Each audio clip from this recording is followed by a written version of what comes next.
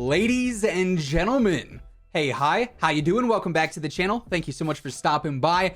Not gonna lie, it's been a decent amount of time since we've last covered a major update or any significant update either in Warzone or Vanguard. Really, it was pre-holiday season where we saw the last major updates go live in each game. But now, obviously, it's the new year, the devs are officially back in office, and that means the normal update schedule and the frequent update schedule is back in action. And actually, as of yesterday, when this video goes up, Sledgehammer actually took to Twitter to preview quite a few very significant changes coming to Vanguard this week, which is very, very exciting. So we got quite a bit to cover here today. If you enjoy the video at any point as we go through it all, let me know by dropping a like on it. Would be seriously appreciated. And of course, if you're new to the channel or if you have not already subscribed, right around 15,000 new viewers every single day are checking out the videos for the first time. So if that's you and you want to stay up to date with everything going on in COD, news, updates, loadouts, tips, I got it all every single day. Feel free to subscribe with your notifications turned on. Also, if you're looking to grab anything at all from the G Fuel site, whether it is a new tub, a shaker cup, a starter pack, maybe you want to try something out for the first time, you already know Code Immortal has you covered. It'll always get you anywhere from that 10 to 30% off discount. Seriously appreciate everyone who uses my code. So like I said, this information comes from Sledgehammer's Twitter. They took to here and said, the break is officially over and we know you all have been patiently waiting for updates. We're happy to share a few of the changes that'll be coming soon to Vanguard. So this initial tweet here previews a couple of things, but all of these have a very, very big impact on the game. The first one, changes to help with the completion of the Panzerfaust challenges. They also put a dog emoji, so part of me is wondering if they're going to change how dogs are tracking on 3 streaks in one game maybe, or if they're going to completely alter that challenge in general. I think at this point, that final challenge of take 3 streaks out in one single game 30 different times should just be changed to something like get double kills or get triple kills, more similar to the, the grenade launcher, which the Panzerfaust is much more similar to than the other launchers. Because if they're going to keep it as 3 streaks in one game, you have to rely on enemies getting dogs, which is pretty obnoxious, judging off of this emoji here. Or they're going to change like the blast radius or the hit detection on UAVs, which is a much needed change if they're going to keep it like that. But regardless, this is very important because this confirms they're going to fix the Panzerfaust for like the 3rd or 4th time now. And this should finally, at long last, allow players to unlock atomic camo. I know personally, I've had everything done minus the Panzerfaust for like 3.5 weeks at this point. I would have loved to unlock atomic, very early on and try and be one of the world's first. But unfortunately, everyone is now stuck on the Panzerfaust challenges. So that's going to be getting fixed here. Great news for everyone trying to grind out the camos. Perk adjustments to help counter all things fire. This is another big one. I imagine they're going to make some changes to, EOD and to help out with everything going on there to make it a little bit more powerful against fire shots. Because between the different incendiary rounds, between all these streaks that have fire included in the firebombing run, even the Mortar Barrage at times, those are big issues.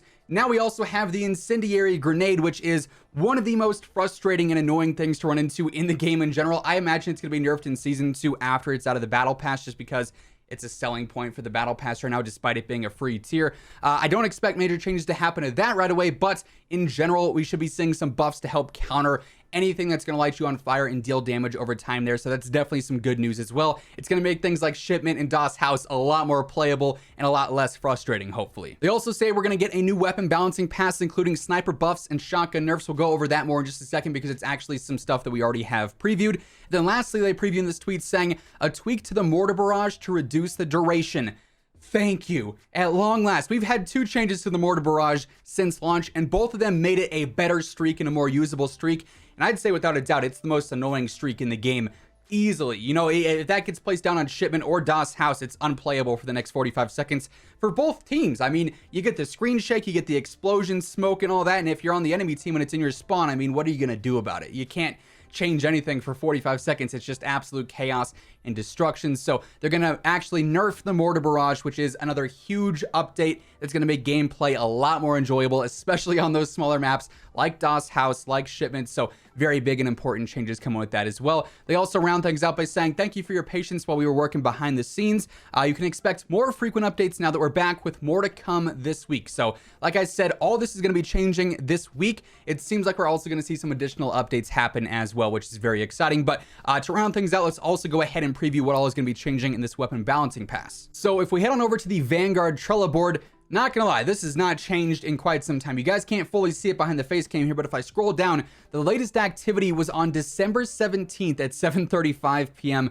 That was the last time we had an actual update to this Trello board. So it's been over 2 weeks since we saw any changes here, but this actually does give us some information on that weapon tuning update. Like I said, of course, we got a lot of things under investigation, and I assume that in these future updates coming later on this week, whenever we see this initial update go live that obviously we're previewing now and anything else they have planned, we're going to see a lot of these things fixed here. The katana not being unlockable, packet burst causing hitching, all sorts of stuff like that. But if we go ahead and look at the rescheduled weapon balancing update here, we can see there's quite a few things that are actually being updated. The M1 Grand's getting its recoil reduced. These are all things that we have previewed before, but now we know it's officially happening this week. The sniper buffs that they're referencing are a reduction to the aim flinch and the ADS time on the Type 99, allowing for one-shot kill potential to stay there for chest shots, even if you're using a lower cal ammo upgrade, or I guess downgrade in some cases for the Type 99 and then also the Car 98. They're also reducing the ADS time on the 3 line. So it's going to make snipers more aggressive and then also stronger if you're using that smaller caliber ammo, which is great all around if you're a fan of sniping. It's definitely very, very weak in general in Vanguard right now, so some big updates happening there as well. Then for sniper attachments, hollow point no longer reduces range, so that's also going to make things a bit more useful if you're wanting to use that for that increased limb damage at long range. It's not going to, hinder you all that much anymore. For the top break, using the low cal ammo now reduces range instead of damage, so that's going to be another change that'll happen with this. And then when it comes to the shotgun nerfs that were mentioned in that tweet, the buck and slug rounds, they reduce the ADS speed penalty, but they also reduce the headshot multiplier. And then for the bird shot ammo, they reduce the headshot multiplier as well. So it's going to slightly make shotguns worse. I still feel like this is like, what, the 3rd or 4th time we've seen shotguns nerfed, in the combat shotgun and like the Gracie Auto, for instance.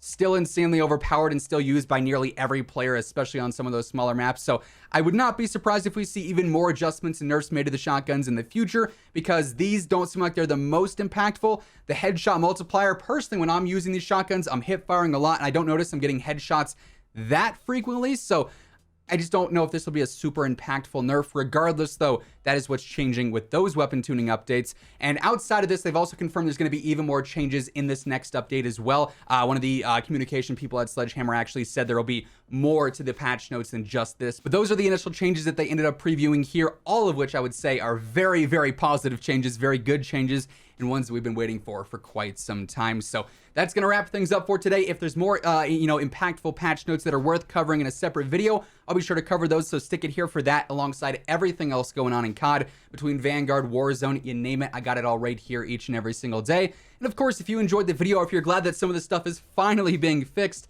let me know by dropping a like on it. It would be seriously appreciated, and it does really help the channel grow. But once again, thank you so much for watching, and until next time, take it easy, have an awesome rest of your day, and I will catch you guys later. Peace out.